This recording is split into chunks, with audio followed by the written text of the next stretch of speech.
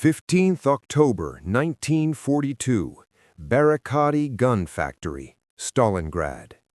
Sergeant Vasily Mikhailov pressed his back against a concrete pillar, the roar of artillery so constant it had become the soundtrack of survival.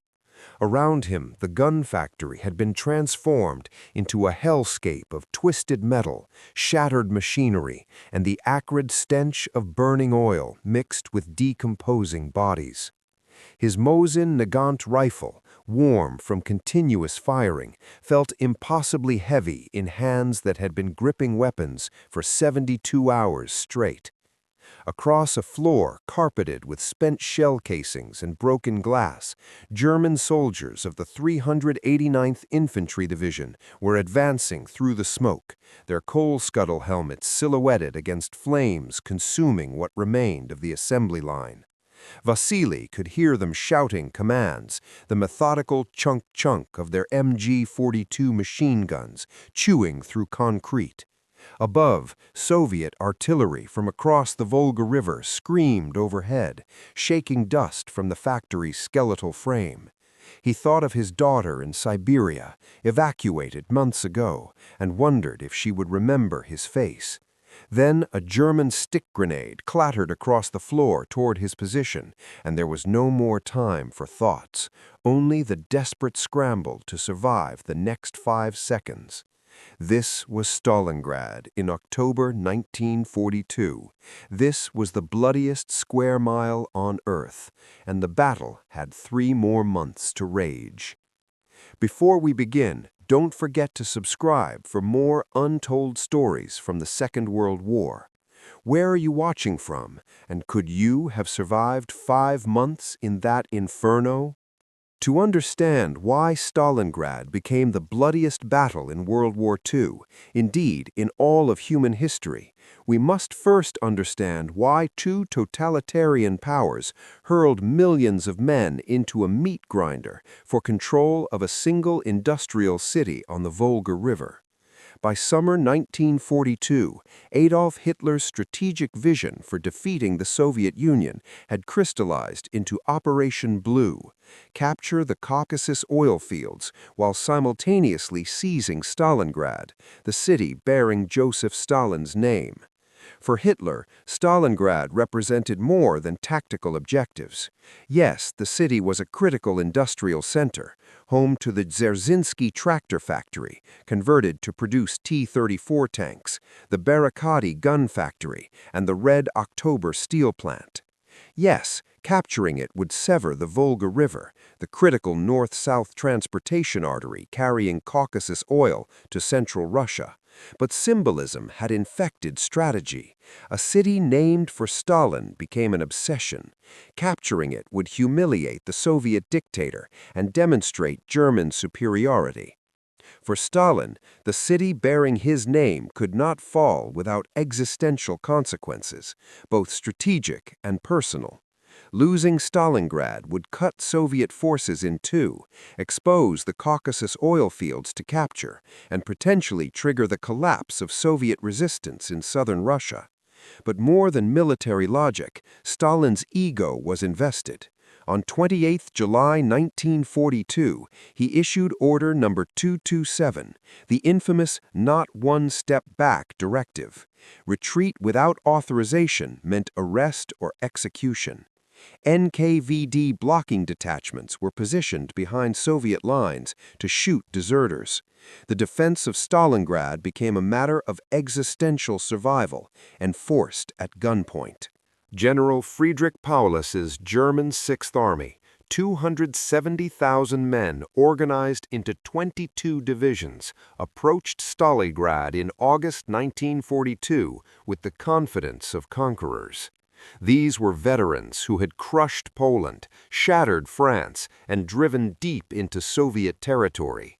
They possessed excellent equipment: Panzer IV tanks with upgraded 75mm cannons, Sturmgeschütz 3 assault guns, MG-34 and MG-42 machine guns firing up to 1,500 rounds per minute, and artillery batteries that had reduced cities across Europe.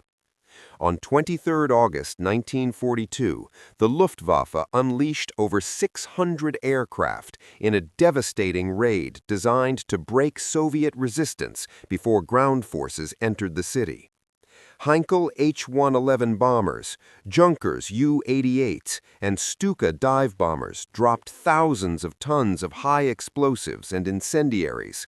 Oil storage tanks along the Volga erupted in towering pillars of flame, visible for 100 kilometers. Wooden structures ignited instantly. Over 40,000 civilians died in a single afternoon. The firestorm consumed entire neighborhoods. German commanders, viewing aerial reconnaissance photos of the burning city, believed resistance was broken. They anticipated occupying the ruins within days, a week at most. They were about to discover that they had not broken Soviet resistance, they had created the perfect defensive terrain for it. What followed would be 5 months of the most savage, intimate, and costly urban warfare in military history. A battle that would consume over 2 million casualties and redefine the limits of human endurance in combat. The stage was set. Two ideologically opposed forces, each commanded by dictators who saw retreat as treason, were about to collide in an urban landscape that would amplify killing to industrial scales. The bloodiest battle in history was about to begin. When German soldiers entered Stalingrad's ruins in early September, they discovered that urban warfare negated every tactical advantage that had made the Wehrmacht so fearsome in open terrain. General Vasily Chuikov, commanding the Soviet 62nd Army tasked with defending the city, had developed a strategy born from desperate necessity. Transform every building into a fortress, deny the Germans the ability to use their superior firepower, and hug them close, fight at such intimate range that German artillery and Luftwaffe support became useless for fear of hitting their own troops. The Germans called it Rattenkrieg, rat warfare. Combat occurred simultaneously across multiple dimensions. Soldiers fought in sewers beneath the streets, in ground-floor rooms, on staircases, in upper apartments, and on rooftops, all at the same time. The front line ceased to exist in any conventional sense. A German squad might control a kitchen, while Soviet soldiers held the bedroom above. Both sides threw grenades through holes blown in floors and ceilings. They fought with bayonets, sharpened entrenching tools, and bare hands when ammunition ran low. The central railway station became a symbol of Stalingrad's savage nature. On 14 September, the station changed hands 15 times in a single day. Soviet soldiers would storm the building at dawn. German counterattacks would drive them out by noon. Soviet forces would retake it by evening. The cycle repeated endlessly. The platforms became carpeted with bodies so thick that combatants walked on corpses. Blood pooled in shell craters. The smell of death, a sickly combination of decay, explosive residue, and raw sewage from broken pipes, became so pervasive that soldiers stopped noticing it. One 4-story apartment building became legendary. On 27 September, Sergeant Yakov Pavlov led a 4-man reconnaissance patrol into the structure and found it occupied by Soviet civilians sheltering in the basement. Rather than withdraw, Pavlov fortified the building. Reinforcements arrived over subsequent nights, never more than 30 soldiers total, representing the Soviet Union's ethnic diversity: Russians, Ukrainians, Georgians, Uzbeks, a Kazakh, and a Tajik. They transformed the building into an impregnable fortress. Mines ringed the approaches. Machine gun positions covered every avenue of attack. They knocked holes through walls to create firing positions and movement corridors without exposing themselves to German fire. A supply line through the basement connected them to Soviet positions behind. For 58 days, this garrison of 30 men held against repeated German assaults involving infantry, tanks, and artillery. One German officer later wrote, "We have fought for 2 weeks for a single house with mortars, grenades, machine guns, and bayonets. The front is a corridor between burned-out rooms. From floor to floor, faces black with sweat, we bombard each other with grenades in the middle of explosions, clouds of dust and smoke, heaps of mortar, floods of blood, fragments of furniture and human beings." The casualty rates were staggering. Soviet reinforcements crossed the Volga River at night under constant German artillery fire, a 1,000-meter journey through hell. Barges and small boats, overloaded with soldiers and equipment, made the crossing through a hail of shells and machine gun fire. Many vessels were hit and sank, taking hundreds of men into the dark waters. Those who reached the western bank had an average life expectancy of 24 hours. Fresh divisions crossed at night, moved into forward positions before dawn, and by the next evening had been reduced to company strength. One Soviet lieutenant, whose diary was found on his frozen body weeks later, wrote, 23rd September. We crossed the Volga at 0200 hours, 200 men in my company. By dawn, 120 remained. By noon, 60. By sunset, I commanded 15. Tomorrow we attack the tractor factory. I have written my mother's address on my body so they can notify her when I die. I no longer think if, only when. But Stalingrad will not fall while one of us still breathes. The German Sixth Army bled itself white in these ruins. Every advance was measured in meters and paid for in blood. The 389th Infantry Division lost 80% of its strength, taking 3 city blocks. The 24th Panzer Division, which had swept across France in 1940, found its tanks immobilized in rubble-choked streets where Soviet anti-tank teams could approach from multiple directions using sewers and basements. By mid-October, German casualties exceeded 50,000 killed or wounded, and still the city had not fallen. The factories, barricadi, Red October, and the tractor factory became apocalyptic battlegrounds. These were not just buildings, but massive industrial complexes covering square kilometers with workshops, warehouses, administration buildings, and rail yards. Combat raged through assembly halls large enough to build tanks. Soldiers fought among blast furnaces and stamping presses. Soviet workers, men and women, sometimes continued working in sections of factories while battles raged elsewhere. Tanks rolled directly from assembly lines into combat, often with factory workers still aboard manning the guns. By early November, German forces controlled approximately 90% of Stalingrad. They held the central district, the railway station, most of the factory complexes, and nearly all residential areas. General Paulus reported to Hitler that final victory was imminent, perhaps days away. But that stubborn final 10%, clinging to narrow strips along the Volga's edge, refused to die. And every day the battle continued, more men died. The casualty rate had reached 6,000 per day, more killed, wounded, or missing every 24 hours than many entire battles of previous wars. Stalingrad had become an industrial-scale slaughterhouse, and the worst was yet to come. While the world's attention remained fixed on the savage street fighting in Stalingrad's ruins, Soviet High Command prepared the operational masterstroke that would transform the battle from urban nightmare into strategic catastrophe.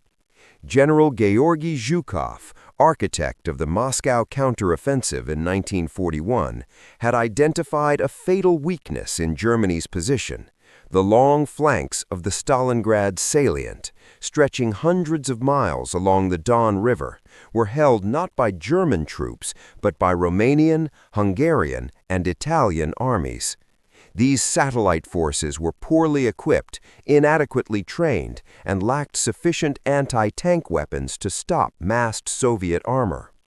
More critically, Hitler and the German High Command had become so fixated on capturing the last blocks of Stalingrad that they had stripped these flanks of German reserves to feed the city battle. Throughout October and early November, Soviet forces concentrated over 1 million troops, 13,500 guns, 894 tanks, and 1,115 aircraft north and south of Stalingrad. The buildup occurred under strict operational security. Units moved only at night. Radio silence was rigidly enforced. Dummy positions and fake radio traffic deceived German aerial reconnaissance. By mid-November, Operation Uranus was ready, a massive double envelopment designed to cut off and destroy the entire Sixth Army. At 0730 hours on 19th November 1942, the northern pincers struck. Over 3,500 Soviet guns erupted along an 80-mile front held primarily by the Romanian Third Army. The barrage lasted 80 minutes, a wall of steel and fire that obliterated defensive positions, severed communications, and buried command posts. Romanian soldiers, huddled in inadequate bunkers, experienced an apocalypse. The ground heaved and shook. Entire positions simply ceased to exist, buried under tons of earth thrown skyward by concentrated fire. Then came the armor. Hundreds of T-34 medium tanks and T-70 light tanks surging through fog and light snow, their broad tracks designed specifically for Russian terrain, grinding through frozen ground. The Romanian front collapsed within hours. Some units fought bravely but were overwhelmed by numbers and firepower. Others surrendered en masse or fled in panic. By nightfall on 19th November 1942, Soviet mechanized columns had penetrated 50 kilometers behind German lines and were racing westward toward the Don River crossings and the vital town of Kalach on the Don. The next day, 20th November, the southern pincer attacked with equal fury. Once again, devastating artillery preparation preceded armored exploitation. The Romanian Fourth Army disintegrated under the assault. German reserves rushed to plug gaps, but there were too few reserves. They had all been fed into Stalingrad's ruins, ground down in the endless urban fighting. Soviet tank commanders drove their formations with single-minded determination. Bypassing strong points, racing through the night, navigating by compass when necessary, they pushed deeper into the German rear. German commanders recognized the danger but could not contain it. The speed of the Soviet advance, learning from German blitzkrieg tactics and applying them with ruthless efficiency, prevented the establishment of coherent defensive lines. On 23 November, at approximately 1600 hours, forward elements of the Soviet 26th Tank Corps met troops from the 4th Tank Corps near Kalach on the Don, just west of Stalingrad. The ring closed. Inside the pocket, the entire German 6th Army, 290,000 men, plus elements of the 4th Panzer Army and 2 Romanian divisions. The encirclement perimeter measured roughly 300 kilometers. It was the largest operational encirclement in military history. The casualties from Operation Uranus itself were significant. The Romanian armies involved lost approximately 150,000 men killed, wounded, or captured in 4 days. Soviet casualties exceeded 75,000. But these numbers were merely prologue. The real bloodletting was about to begin. Inside the Stalingrad pocket, the Kessel, as German soldiers called it, the bloodiest phase of the bloodiest battle in history was beginning. Adolf Hitler, influenced by Reichsmarschall Hermann Göring's promises that the Luftwaffe could supply the pocket by air, ordered the Sixth Army to hold position. No breakout, no retreat. Stand and die if necessary. The airlift was doomed from conception. The Sixth Army required 750 tons of supplies daily: food, ammunition, fuel, medical supplies, winter clothing, just to survive as a fighting force. The Luftwaffe never delivered more than 300 tons in a single day, and usually far less. Juncker's U-52 transport aircraft, slow, lumbering, and defenseless, flew into Soviet fighter screens and anti-aircraft fire. Makeshift airstrips inside the pocket deteriorated rapidly under heavy use and winter weather. Blizzards grounded entire squadrons for days. By early December, rations had been cut to 200 grams of bread per day, supplemented by watery soup. Horses were slaughtered and eaten. When the horses were gone, soldiers boiled leather belts. Men began dying not from Soviet bullets, but from starvation. The cold became equally merciless. Temperatures plunged to -30 degrees Celsius and below. German soldiers, most lacking adequate winter clothing, suffered mass frostbite casualties. Entire companies became combat ineffective from cold injury alone. Disease spread rapidly. Dysentery ravaged weakened bodies. Typhus, carried by lice infesting every uniform, appeared and spread through overcrowded bunkers. Without adequate medical supplies, treatment was impossible. Wounded lay in frozen cellars, their groans falling silent as they died. One German doctor wrote, "I am no longer a physician. I am a witness to mass death. I amputate frozen limbs without anesthesia because we have no morphine. The men scream, but what else can I do? Most will die anyway. I record their names when possible. Mostly, I just watch them die." Soviet forces launched Operation Ring on 10th January 1943, a systematic operation designed to compress and destroy the pocket in segments. Artillery barrages of unimaginable intensity preceded each assault. Soviet guns fired over 300,000 shells in the first 3 days alone. Entire German positions simply ceased to exist, obliterated by concentrated fire. Soviet infantry and tanks advanced through blizzards against defenders too weak to offer effective resistance. German soldiers, many weighing less than 50 kilograms after weeks of starvation, could barely lift their weapons. The pocket shrank daily. Petermik Airfield fell on 16th January, eliminating almost all airlift capability. Wounded could no longer be evacuated. They lay in freezing cellars, their final letters home unsent.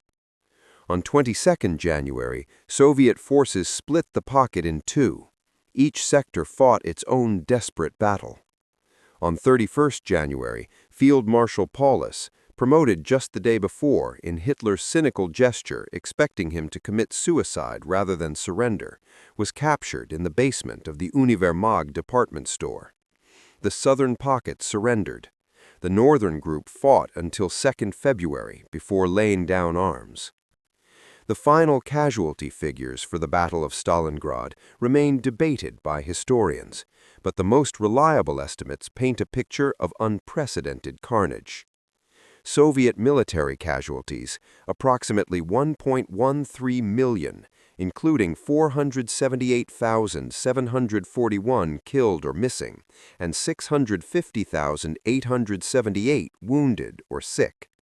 These figures encompass all Soviet forces involved in the broader Stalingrad campaign, including the defense of the city and the encirclement operations. German and Axis military casualties, approximately 850,000, including roughly 400,000 Germans and 450,000 Romanian, Italian, and Hungarian casualties from satellite armies destroyed during Operation Uranus and subsequent fighting. Soviet civilian casualties, between 40,000 and 100,000 killed, with tens of thousands more dying from starvation, disease, and exposure during and after the battle. Total casualties across all participants, over 2 million killed, wounded, captured or missing in 5 months of fighting. The daily casualty rate averaged approximately 13,000 per day across both sides over 154 days of battle.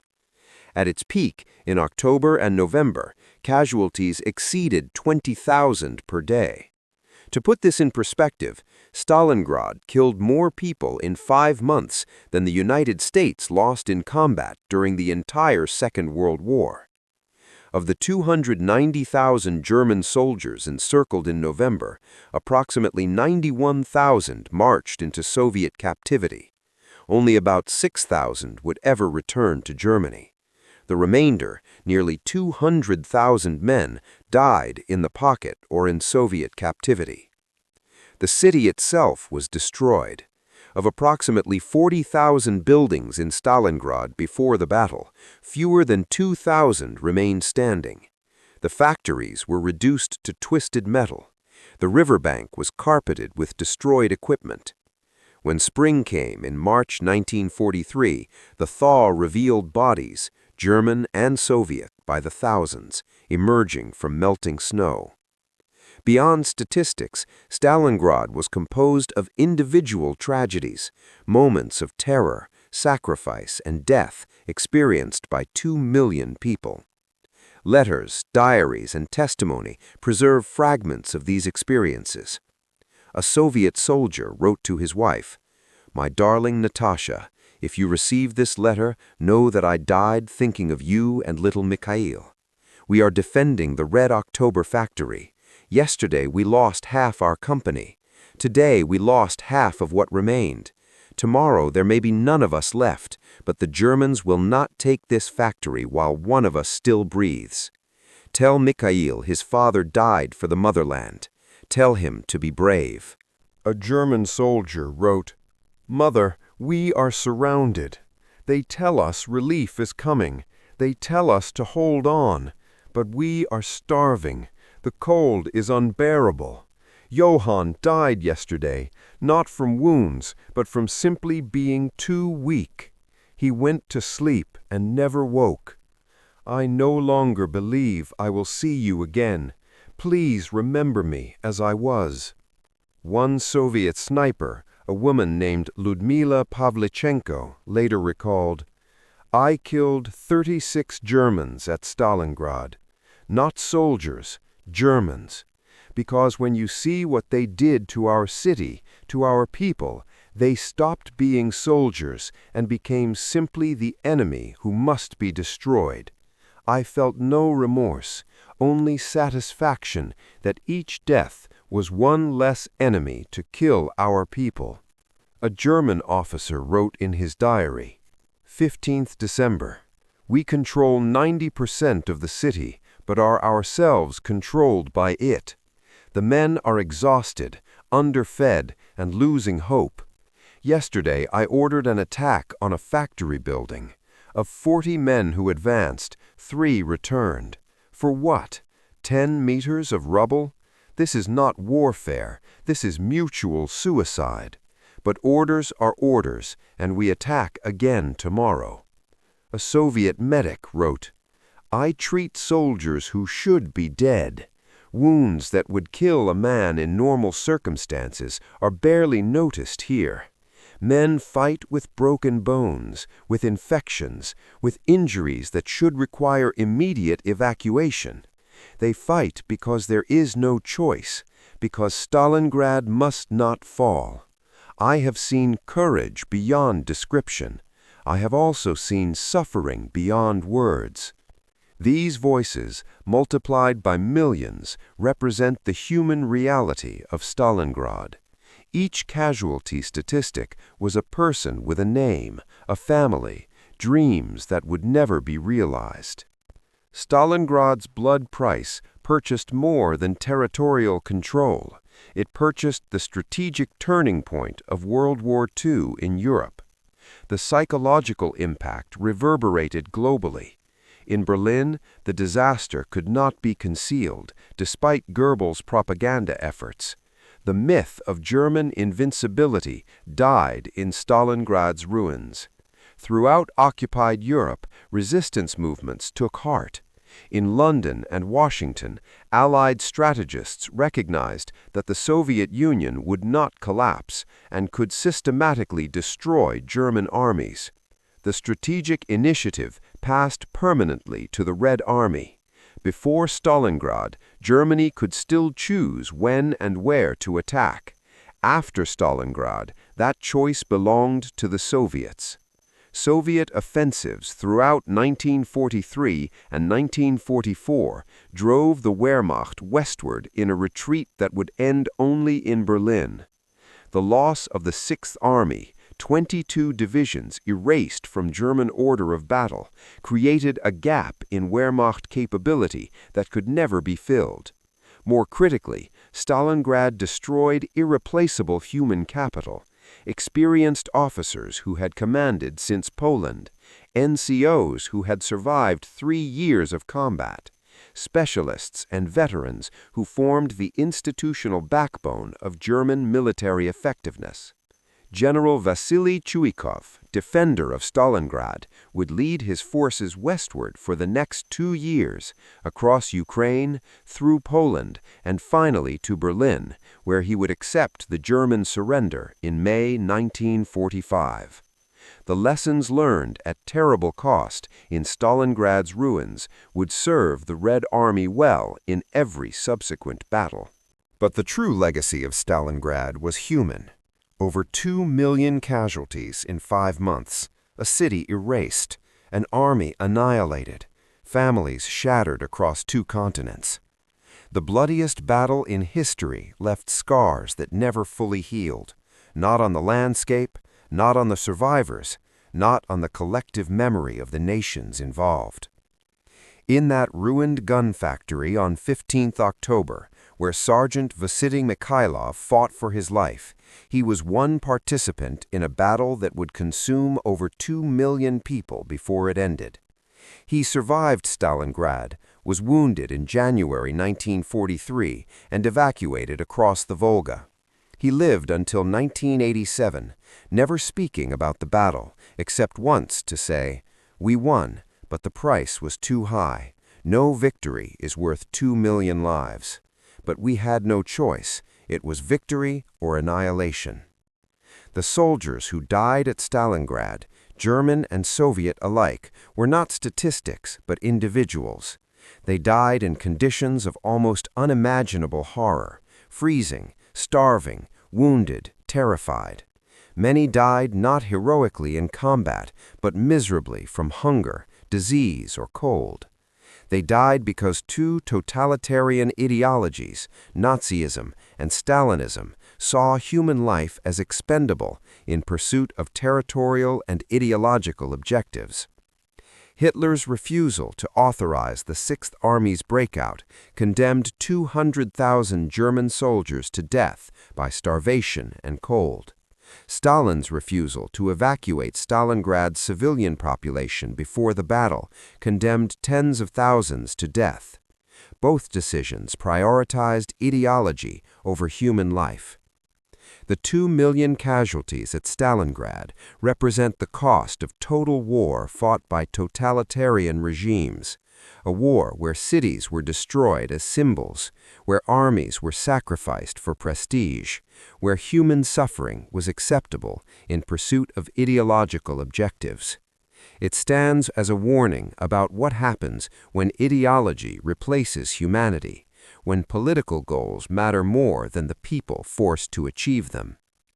Stalingrad was the bloodiest battle in World War II, the bloodiest battle in human history, and a testament to both human courage and human folly. The men who fought there displayed extraordinary bravery and endurance, but they should never have been asked to endure what they endured. The battle's 2 million casualties are not just numbers, they are an indictment of the systems that created such horror. On that October day when Sergeant Vasily Mikhailov heard the German grenade clattering across the factory floor toward his position, he was experiencing one moment in a 5-month battle that would consume over 2 million lives. The grenade exploded. He survived.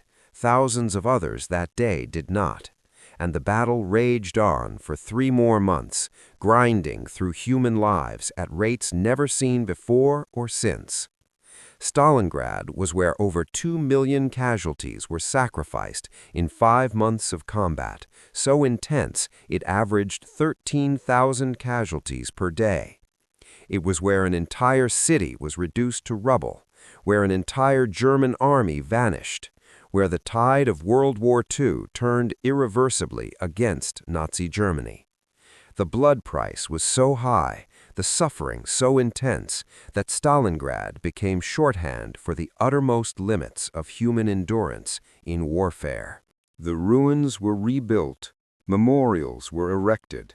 Survivors told their stories, though many never could speak of what they witnessed. But the number remains, stark and terrible. Over 2 million casualties in 5 months. The bloodiest battle in World War II. The bloodiest battle in human history. A testament to human courage, yes, but also to the terrible cost when ideology replaces reason and human life becomes expendable in pursuit of political objectives. But while Stalingrad raged on the Eastern Front, another crucial struggle was beginning in the Pacific, a campaign that would determine whether Japan or the United States would control the vast expanses of the Pacific Ocean. Join us next time as we uncover the story of Guadalcanal, where U.S. Marines landed on a jungle island in August 1942 and began a 6-month campaign that would prove as decisive in the Pacific as Stalingrad was in Europe.